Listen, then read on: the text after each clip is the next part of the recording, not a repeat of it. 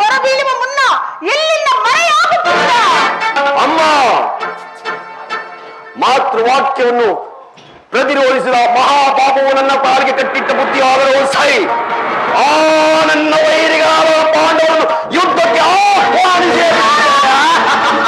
ಆಹ್ವಾನಿಸುತ್ತಿರುವುದು ನಿನ್ನ ಶತ್ರುಗಳನ್ನೆಲ್ಲ ನಿನ್ನ ಮೃತ್ಯು. ಹಸ್ತಿನಾವತಿಯ ಹದಿಯಲ್ಲಿ ಬರೆಯುತ್ತಿರುವ ಗಂಗಾ ನದಿಯ ಜಲವು ಕೆನ್ನೀರ ಹೊಳೆಯಾಗಿ ಹರಿಯಲಿರುವುದು.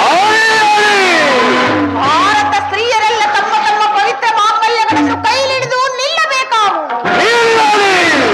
ಹಸ್ತಿನಾವತಿಯ ರಕ್ತ ಸಿಂಹಾಸನವು ರಕ್ತದ ಮಡುವಿನಲ್ಲಿ ಮುಳುಗಬೇಕಾಗುವುದು.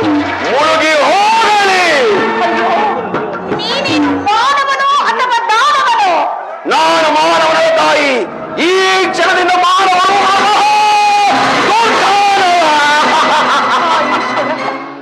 ನನ್ನ 100 ಜನ ಪುತ್ರರಲ್ಲಿ ದುರ್ಯೋಧನನ್ನು ಬಹಳ ಪ್ರೀತಿ ವಾತ್ಸಲ್ಯದಿಂದ ಸಾಕಿದರು.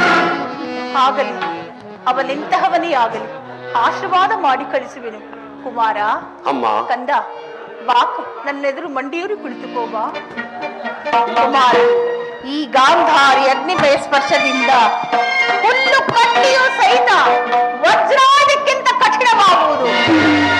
ಓ ಪುತ್ರ, ಯುದ್ಧ ರಂಗದಲ್ಲಿ ಅಪ್ರತಿಮ ಪೌರುಷದಿಂದ ಹೋರಾಡಿ ವಿಜಯಶಾಲಿಯಾಗಿ ತಿರುಗಿದ ಪ್ರಿಯತಮೆಯ ಶ್ರೇಯೋ ಮರ್ತನ.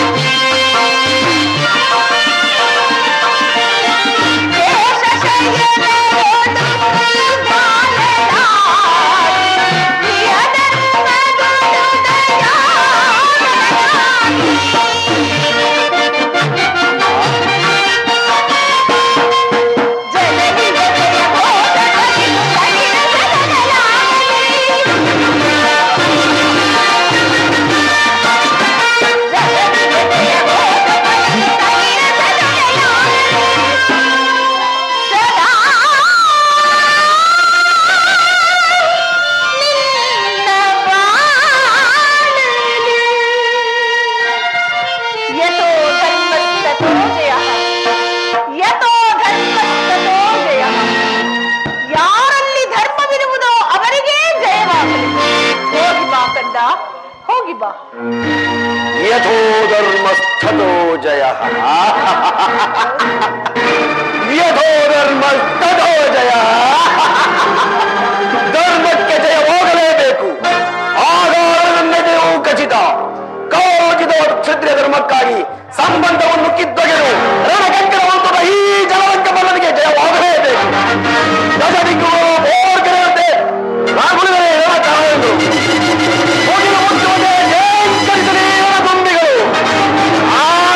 ನಮ್ಮ ಸರ್ಪರಾಂಚನ. ಇಂದಿನ ಮಂಗಳದ ಮುಂಬಳಕೆ ಆ ಪಾಂಡವರ ಮಂಗಳಕ್ಕೆ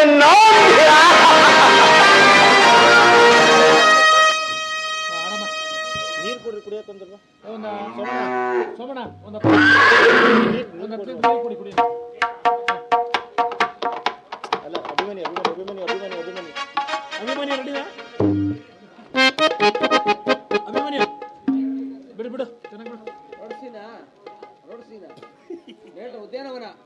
ಉದ್ಯಾನ ಆಡ್ಗೋಯ್ದ.